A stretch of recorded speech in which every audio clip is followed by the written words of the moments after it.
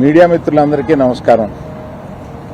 2 రోజులుగా ఇండస్ట్రీలో జరుగుతున్న విషయాలన్నీ మీకు అవగాహనలోనే ఉన్నాయి కాబట్టి వాటి గురించి వివరంగా చెప్పకుండా నేను వాటిలో వచ్చిన కొన్ని విషయాల గురించి నేను ఇక్కడ ప్రస్తావించడానికి మిమ్మల్ని అందరినీ ఆహ్వానించాను. ఇవాళ 2 రోజుల నుంచి ఆ నలుగురు వస్తుంది. ఆ నలుగురు కొంచెం ఆ నెగిటివ్ షేడ్ తోటి, ఆ నలుగురు కబంధాస్తాలతోటి ఇండస్ట్రీని పట్టుకు. బాబు, ఆ నలుగురికి నాకు సంబంధం లేదు, ఆ నలుగురిలో నేను లేను. అసలు ఇది 15 సంవత్సరాల క్రితం స్టార్ట్ అయింది ఆ నలుగురు అని. ఆ నలుగురు ఆ తర్వాత ఆ 10 అయింది, అది ఎవరు పట్టించుకోలేదు. ఓ 10 మంది దగ్గర ఉన్నాయి థియేటర్లో. నేను ఆ నలుగురు వ్యాపారంలో నేను బయటకు వచ్చేసాను. నేను లేను. కోవిడ్ ఆ టైంలోనే బయటకు వచ్చేసాను. నాకున్న అంటే ఎగ్జాంపుల్ మీరు ఇలా చెప్పొచ్చు అనుకోవచ్చు, తెలంగాణలో నాకు ఒక్క థియేటర్ కూడా లేదు ప్రస్తుతం. తెలంగాణలో నాకు ఉన్నది ఒకే ఒక థియేటర్, AAA, దానికి ఓనర్. కనుక నా దగ్గర ఒక్క థియేటర్ కూడా లీజులో లేదు. ఆంధ్రాలో కూడా అన్నీ వదిలేసుకుంటా వచ్చేసి నా దగ్గర మొత్తం 1500 థియేటర్లు ఆంధ్రాలో ఉంటే, అదే మొత్తం తెలుగు రాష్ట్రాల్లో ఉంటే నా దగ్గర 15 లోపు ఉన్నాయి. అన్నీ వదిలేసుకుంటారాగా అవి కూడా మా స్టాఫ్ తోటి లీజులు అయిపోయిన తర్వాత ఎప్పుడు లీజులు రెన్యూ చేయకండి వీటిని అని చెప్పాను. కనుక నా దగ్గర ఆ థియేటర్లు లేవు. ఎందువల్ల నన్ను అంటే పాత అలవాటు కొద్దీ అందరూ నన్ను ఆ నలుగురులో అదేదో ఫోటోలు వేయడానికి మాది బాగుంటాయి కనుక అందరి పెద్దల ఫోటోలు వేస్తా, విమర్శకు బాగుంటుంది కనుక కొంచెం అలా విమర్శిస్తున్నారు. నేను దయచేసి మీడియా మిత్రులను అడిగేది ఏంటంటే, ఆ నలుగురు అని వేసేటప్పుడు నన్ను కలపకండి. నేను లేను, ఆ వ్యాపారంలో లేను. నేను అన్నీ వదిలేశాను. 1500 థియేటర్లకి 15 మాత్రమే, 15 లోపే నా దగ్గర ఉన్నాయి. అవి కూడా త్వరలో నా దగ్గర ఉండవు, వద్దని చెప్పాను. అది ప్రథమంగా మీకు అందరికీ చెప్పడం కోసం ఈ మీటింగ్ పెట్టాను. అది కాకుండా నా వృత్తి గత 50 ఏళ్లుగా సినిమాలు తీయడం. నేను ఆ వృత్తిని నమ్ముకుని ఉన్నాను. ఇది మధ్యలో ఉన్న చిన్న అవకాశం లాంటిది ఏదో వచ్చింది, ఇది నాకు సరిపోదు అని అనుకుని నేను బయటకు వచ్చేసాను. 1వ తారీఖు నుంచి మేము థియేటర్లు మూసేస్తాం అన్న దీని మీద ఆంధ్రప్రదేశ్ మన సినిమాటోగ్రఫీ మినిస్టర్ గారు రియాక్ట్ అయిన విధం చాలా సమంజసమైందని నేను ఫీల్ అవుతున్నాను. ఎందువల్లంటే నాకు కూడా మీరు ఆన్ రికార్డ్ చెప్తున్నాను, ఈ థియేటర్లకు సంబంధించిన ఏ మీటింగ్లోనూ నేను వెళ్ళలేదు. నేను కావాలని వెళ్ళలేదు, నాకు ఇష్టం లేదు. ఈ థియేటర్కి సంబంధించి 3 మీటింగులు జరిగినాయి. 3 మీటింగులకి నేను వెళ్ళలేదు. వెళ్ళకపోగా మా గీతా ఫిల్మ్ డిస్ట్రిబ్యూటర్స్ని కానీ అదర్ అసోసియేటెడ్ ప్రొడ్యూసర్స్ కానీ ఎవరిని వెళ్ళొద్దు అని చెప్పాను. కారణం ఏంటంటే, థియేటర్స్ నిజంగానే స్టాండ్ అలోన్ థియేటర్స్కి చాలా కష్టాలు ఉన్నాయి. ఆ కష్టాలు ఉన్నప్పుడు అవి వచ్చి డిస్కస్ చేసుకుని ఇండస్ట్రీ పెద్దలతో ఛాంబర్ అని ఒకటి ఉంది, గిల్డ్ అని ఉంది, వీటిని అప్రోచ్ అయ్యి అందులో డిస్కస్ చేసుకుని సమస్యలు సామరస్యంగా కుదరకపోతే అప్పుడు ప్రభుత్వానికి వెళ్ళి ప్రభుత్వం చెప్పుకున్నాం. ఎక్కడో ఏదో కుదరక అన్నీ ఫెయిల్ అయినప్పుడు, అయితే అన్నీ ఫెయిల్ అయినాయి కనుక మేము మూసుకుంటున్నాము, 1వ తారీఖు నుంచి మేము మూసేస్తాము అని అంటున్నారు. మూసేయడానికి ఏకపక్షంగా మీరు తీసుకునే ఈ నిర్ణయానికి నేను వెళ్ళి అక్కడ కూర్చుని మాట్లాడను అని నాకు చిరాకు కలిగి నేను వెళ్ళా. ఇది మీరేమన్నా ఆ సమస్యని డిస్కస్ చేసిన తర్వాత ఒక సామరస్యమైన ఒక కంక్లూషన్ రాకపోతే చేయాల్సింది మేము మూసేస్తున్నాము. ఏమంటే పవన్ కళ్యాణ్ సినిమా రిలీజ్గా రాబోతుండగా మేము సినిమాను మోస్తాము అనేది దుస్సాహసం చేయకూడదు. ఆ దుస్సాహసానికి మీరు ముందడుగు వేయకూడదు. అది పెద్దలు కానివ్వండి, చిన్నలు కానివ్వండి చెప్తున్నాను. ఎందుకంటే మన ఇండస్ట్రీ నుంచి ఎవరు ఏది అడిగినా హెల్ప్ చేస్తున్న మనిషి ఆయన. ఆ రోజు మేము అశ్విని దత్ గారి కోసం కొద్దిమంది కలిపి వెళ్ళాం పవన్ కళ్యాణ్ గారిని కలవడానికి. అశ్విని దత్ గారి సినిమా వస్తుంది, దానికి కాస్త రేట్స్ ఇప్పించండి అని చెప్పి అడగడానికి. అప్పుడు ఆయన హింట్ చేశారు, చంద్రబాబు నాయుడు గారిని కలిశారా, మీరు ఛాంబర్ తరపున వచ్చి కలవండి. ఆ తర్వాత ఆ కమ్యూనికేషన్లో ఏం జరిగిందో ఏంటో తర్వాత ఎవరు దాన్ని పట్టించుకోలేదు. నేను ఒకళ్ళిద్దరితోటి ప్రస్తావిస్తే, చంద్రబాబు నాయుడు గారు మాకు తెలిసిన ఆయనే కదా, పవన్ కళ్యాణ్ గారు మాకు తెలిసిన ఆయనే కదా, మేము వెళ్ళి పని చేయించుకుంటున్నాం అన్నారే తప్ప ఛాంబర్ వారు కానీ ఏ సంస్థ కానీ వెళ్ళి అఫీషియల్గా మనం అందరం వెళ్ళి కలిసి కష్టం వచ్చినప్పుడు కలవడం వేరండి. కష్టం వచ్చినప్పుడు ఇప్పుడు మనం అసలు ప్రభుత్వం వచ్చిన తర్వాత వెళ్ళి మనం కలవాలి కదా, కలవాలి. పవన్ కళ్యాణ్ గారు హింట్ చేసినా కూడా అది జరగలేదు. నిన్న ఎవరో మాట్లాడుతూ మాది ప్రైవేట్ వ్యాపారం, ప్రభుత్వానికి సంబంధం ఏముంది, ప్రభుత్వానికి సంబంధం లేదు, నేను కరెక్ట్గా చెప్పలేనది, ఆ అర్థం వచ్చేటట్టు మాట్లాడారు. ఏమంటే ప్రభుత్వానికే సంబంధం లేకపోతే 2 సంవత్సరాల క్రితం పెద్ద వాళ్ళందరూ ఇక్కడి నుంచి కదిలిళ్ళి గత చీఫ్ మినిస్టర్ ఎందుకు కలిశారండి? ప్రభుత్వానికి సంబంధం లేకపోతే. ఏ వ్యాపారం అయినా సవ్యంగా చేసుకోవాలంటే ప్రభుత్వంతో సహకారం లేకుండా అది జరగదు. అటువంటిది ప్రభుత్వంతో సంబంధం ఉంది, మాది ప్రైవేట్ వ్యాపారం, ఇది సరికాదు. ప్రభుత్వంతో సంబంధం ఉంటుంది, ప్రభుత్వం కోఆపరేషన్ కావాలి. ఒకటే ఎగ్జాంపుల్, వాళ్ళ కోఆపరేషనే అక్కర్లేకపోతే మనలో పెద్ద వాళ్ళందరూ వెళ్ళి ఎందుకు కలిశారు, గత చీఫ్ మినిస్టర్ని ఎందుకు కలిశారు? మనకు కష్టం వచ్చిందనే కదా వెళ్ళి కలిశారు. కష్టం వస్తే కానీ వెళ్ళి కలవమా? ఒక ఫార్మాలిటీ లేదా? అందువల్ల మినిస్ట్రీ నుంచి వచ్చింది నేను చదివాను, అది చాలా సమర్థనీయంగా ఉంది, ప్రశ్నలు కరెక్ట్గా ఉన్నాయి. నిజంగానే సమస్యలు ఉన్నాయండి. స్టాండ్ అలోన్ థియేటర్స్కి సమస్యలు 100% ఉన్నాయి. ఇవాళ వాళ్ళ మనుగడ కూడా కొంత కష్టం అవుతుంది. ఆ మనుగడ కష్టమైనప్పుడు వాళ్ళందరూ ఏకమై వచ్చి ఏం చేయాలా అని ఒక నిర్దిష్టమైన దీంతో కాకుండా ఇట్లాగా మేము మూసుకుంటున్నాము థియేటర్లో, ఇప్పుడు మీరు మాతో సంభాషణకి రండి, అది నాకు నచ్చక నేను వెళ్ళలేదు, అందరికీ వెళ్ళొద్దు అని చెప్పాను. మీరు దయచేసి, నేను మీకు కొన్ని ప్రశ్నలు ఉంటాయి, మీరు ప్రశ్నలు అడగొచ్చు. కేవలం మనం ఈ సమస్య వాళ్ళ మాట్లాడుకున్న దానికి పరిమితం చేయకపోతే జనరల్గా ఏమవుతుందంటే మీరు ఏదో అడుగుతారు, నేను ఏదో చెప్తాను, అది హెడ్డింగ్లోకి వెళ్ళిపోతుంది. అలా కాకుండా ఇవాళ హెడ్డింగ్ 1500 థియేటర్లు ఉంటే నా దగ్గర 15 మాత్రమే ఉన్నాయి, ఆ నలుగురిలో నేను లేను.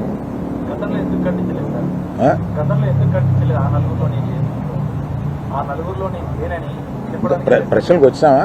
నాది అయిపోయింది, ఆపేశారా? మీరు ఆపేశారా అని. సరే మొదలు పెట్టారుగా. పవన్ కళ్యాణ్ గారు గవర్నమెంట్ ఫామ్ చేసిన వారం రోజుల్లోనే నిర్మాతలందరినీ పిలిచారు, సమస్యలు తీసుకురామని కూడా చెప్పారు. అయినప్పటికీ ఇంత టైం పట్టింది, మళ్ళీ మనం వెళ్ళి వాళ్ళని కలవడానికి కూడా ఇంత టైం పట్టింది. సంఘటితంగా ఇల్లు కలవడానికి టైం పట్టింది, యూజువల్గా వెళ్తున్నారు. దీన్ని ఎలా చూస్తారు? ఛాంబర్ ముందుకు రావాలండి. నేను ఛాంబర్లో ఏ పొజిషన్ తీసుకోను. నేను ఎప్పుడన్నా ముఖ్యమైన సంఘటనలు ఇలాంటివి ఎప్పుడన్నా ఉన్నప్పుడు వాళ్ళు పిలుస్తూ ఉంటారు, నేను వెళ్ళి పెద్దగా నేను చెప్పాల్సింది చెప్పేసి వచ్చేస్తూ ఉంటాను. నేను రెగ్యులర్గా జరిగే ఛాంబర్ మీటింగ్స్కి అది వెళ్ళను. నిన్న అంటే కావాలని నిన్న పిలిచారండి. నాకు మేము మూసేస్తాం, మీరు రండి మాట్లాడతాం, అది నచ్చలేదు. కనుక నేను వెళ్ళలేదు. ప్రసాద్ గారు అన్నారు ఎక్స్టర్నల్ ఫోటోస్ ఎక్స్టర్నల్ వ్యక్తులతో మాకు సంబంధం లేదు, మేము పరిష్కరించుకుంటామని చెప్పి నేను మధ్యాహ్నం చెప్పాను. సో దాని మీద మీరు ఆ వ్యాఖ్యలు మీరు అంటే మాలో మేము పరిష్కరించుకుంటాం అన్నది ఏంటంటే నిర్మాత, డిస్ట్రిబ్యూటరు, ఎగ్జిబిటరు మధ్యలో సమస్యలు ఉంటే మేము పరిష్కరించుకుంటాం అని అనుకుంటారు అని అనుకుంటున్నాను. సార్, ఇండస్ట్రీకి ఇంత ఇంపాక్ట్ చేసే ఒక సమస్య వచ్చినప్పుడు మాట్లాడకపోవడం కూడా, మీరు నిజంగానే మీకు నచ్చలేదని చెప్పారు, మాట్లాడడం కూడా అంటే అగ్రవర్ణ గారు లాంటి పెద్ద వ్యక్తి ఇందులో ఇన్ని సంవత్సరాలు జర్నీ ఉంది, మీకు మీరు మాట్లాడకపోవడం కూడా ఇబ్బందే కదా. అవునండి, అందుకనే మీరు చెప్పాల్సింది కదా. అవునండి, ఒక్క ఎగ్జిబిటర్స్ చెప్పకుండా టోటల్గా ఆంధ్రప్రదేశ్ చెబుదామని తెలంగాణకి చెబుదామని వచ్చాను ఇక్కడికి. ఈ సమస్య అయిపోయాక వచ్చారు మీరు. లేదు అవలా. ముందు చెప్పాలి.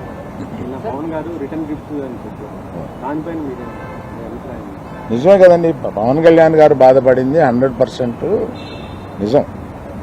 ఆయన సినిమా వస్తుంటే మేము థియేటర్ మూసేస్తాం అని అంటే ఆయన బెదిరిస్తున్నారా ఏంటి? అంటే దీన్ని వాళ్ళు చెప్పడం ఏంటంటే మేము ఎప్పుడు ఎక్కడ కూడా అఫీషియల్గా థియేటర్స్ని మేము మూసేస్తున్నామని ఎవరు అఫీషియల్ నోట్ రిలీజ్ చేయలేదు.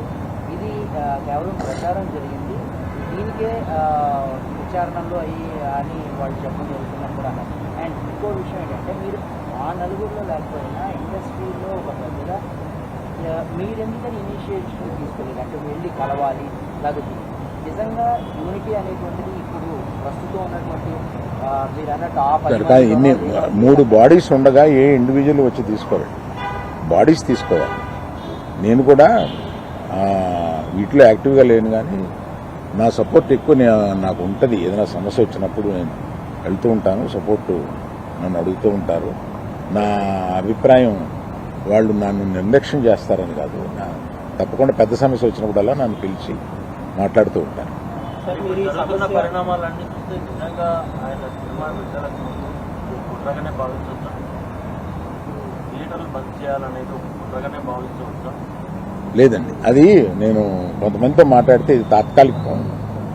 మేము టెంపరీగా అనుకున్నదే తప్ప ప్రత్యేకంగా ఆయన సినిమా మీద మేము వ్యతిరేకతతోటి అన్నది కాదు అని అంటారు. కానీ అనేటప్పుడు ఆలోచించుకోవాలి, ఆ సినిమా ఉంది కదా. ఈ అవగాహన మేరకు ఉన్న 1600 థియేటర్లు లీజుల్లో ఉన్నాయండి. సరైన లెక్క నా దగ్గర లేదండి. మెజార్టీ లేవు, మెజారిటీ లేవండి. మెజారిటీ ఇండివిజువల్స్ దగ్గరే ఉన్నాయి. ఇది చాలా మంది అనుకుంటారు. ఇందులో ఈ 1500లో ఒక కనీసం 500, 600, 700, 800 వీళ్ళ దగ్గర ఉన్నాయేమో అని. అలా లేవండి, చాలా మంది ఇండిపెండెంట్ దగ్గర. తెలంగాణలో అయితే అలాగే తెలంగాణలో మల్టీప్లెక్స్లు ఉన్నాయండి. మల్టీప్లెక్స్లు అన్నీ కలిపి ఓ 3 కంపెనీల దగ్గర 4 కంపెనీల దగ్గర ఉంటాయి. మిగతా ఇండిపెండెంట్ థియేటర్లు కొంతమంది గ్రూప్స్ దగ్గర ఉన్నాయి.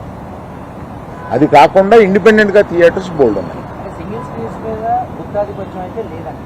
గుత్తాధిపత్యం లేదు అనేది కాదండి, మీరు దయచేసి తిప్పి అడగండి. నేనేం చెప్తున్నానంటే దాన్ని గుత్తాధిపత్యం అంటారో ఒకళ్ళకే. ఇప్పుడు ఏషియన్ ఉందండి for example, number of screens ఉన్నాయి. దే పార్ట్నర్షిప్, ఓనర్షిప్, లీజ్, వీటిల్లో నంబర్ ఆఫ్ మల్టీప్లెక్సెస్ ఉన్నాయి. దాన్ని ఏమంటాం?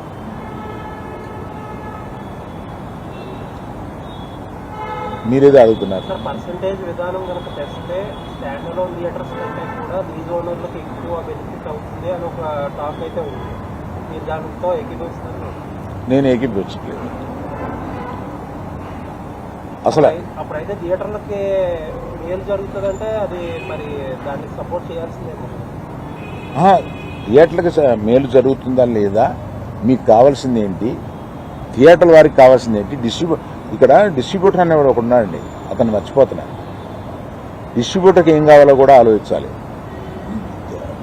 నా దగ్గర నుంచి సినిమా తీసుకెళ్లేది థియేటర్ ఓనర్ కాదు. నా దగ్గర నుంచి సినిమా తీసుకుని వెళ్ళేది ఒక డిస్ట్రిబ్యూటర్. ఆ డిస్ట్రిబ్యూటర్ కూడా ఏం కావాలో ఆలోచించాలి. సో నిర్మాతకి ఏం కావాలి, డిస్ట్రిబ్యూటర్కి ఏం కావాలి, ఎగ్జిబిటర్కి ఏం కావాలి. సార్, కాకపోతే ఒక వాదన డిస్ట్రిబ్యూటర్కి నష్టం జరిగితే ఆటోమేటిక్గా తక్కువ రేట్లు పెట్టడమో కొనడం మానేస్తూ చేస్తారా, నిర్మాతలు ఎఫెక్ట్ అవుతారు. నిర్మాతలు ఎఫెక్ట్ అయితే ఆటోమేటిక్గా రెమ్యూనరేషన్ కూడా తగ్గుతాయని కొంతమంది అంటారు. అది ఫార్ ఫెచ్డ్ థాట్.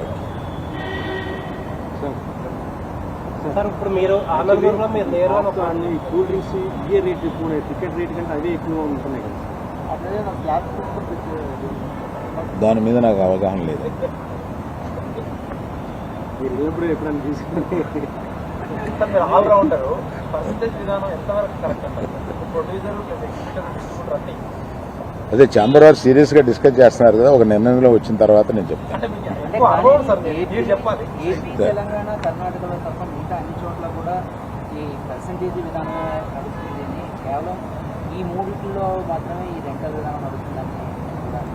ఏమండి, తెలుగులో మాత్రమే ఎందుకు గొప్ప సినిమాలు వస్తున్నాయి? దీనికి ఒక కారణం చెప్పగలం. అలాగే ఆ పరిస్థితులను బట్టే వస్తుంది తప్ప అన్నిటికీ ఓ రీజన్ ఉంటుంది. సరే డిమాండ్ ఫస్ట్ ఈస్ట్ గోదావరిలో స్టార్ట్ అయింది. మీరు ఫాలో అయ్యి ఉంటే ఫస్ట్ ఈస్ట్ గోదావరిలో స్టార్ట్ అయింది. వాళ్ళు పిలుపునిచ్చే టైంకి అసలు జూన్ 12న పవన్ కళ్యాణ్ గారు సినిమా వస్తుందని ఎవరికి తెలియదు. అప్పటికి అనౌన్స్ కూడా చేయలేదు. వాళ్ళ దగ్గర పోస్ట్ పోన్ అయింది, ఏదో జరిగింది. సో అసలు ఇలాంటి ఉద్దేశమే లేదు హరిహర వీరమల్లుని ఇబ్బంది పెట్టే ఉద్దేశం. కాకపోతే ఈ పర్సంటేజ్ విధానం, ఈ థియేటర్ స్ట్రైక్ని వ్యతిరేకించే వాళ్ళు తీసుకొచ్చి పవన్ కళ్యాణ్ గారు సినిమాని ఇందులోకి లాగారు. సో దట్ ఏంటంటే పవన్ కళ్యాణ్ గారు అంటే భయపడి అదర్ పార్టీ తగ్గుతుందని చెప్పి అంటారు. ఏమండి, ఒకవేళ స్ట్రైక్ చేయాలనుకుంటే తర్వాత ఇంకొకసారి అయినా చేస్తారు. పవన్ కళ్యాణ్ గారి సినిమా గురించి వెనక్కి వెళ్ళిపోయిన వాళ్ళు ఇది మూసేయాలనుకున్నప్పుడు ఇంకోసారి కూడా వెళ్ళి మూయొచ్చుగా, మూస్తారు.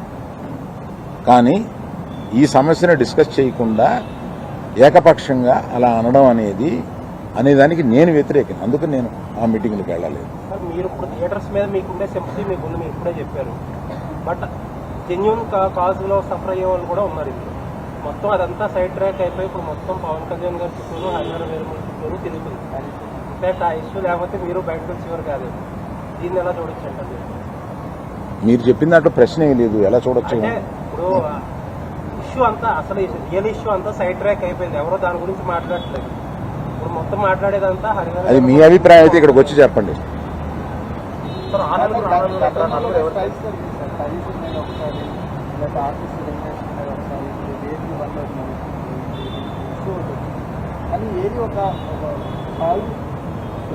సొల్యూషన్ పద్ధతిలో ఏం జరిగిందండి? సొల్యూషన్ వైపుగా ఈ బంధులు ఎంతవరకు ఉపయోగపడుతుంది? ఏమంటే ఏది సొల్యూషన్ జరగకపోతే ఏ ట్రేడ్ బాడీస్ ఇంతకాలం నిలవు. ఇంతకాలం నిలవడానికి ట్రేడ్ బాడీస్ మన ఛాంబర్ పెట్టి 40-45 సంవత్సరాలు అవుతుందండి. ఇంకా పైన ఉందేమో నాకు కరెక్ట్గా తెలియదు.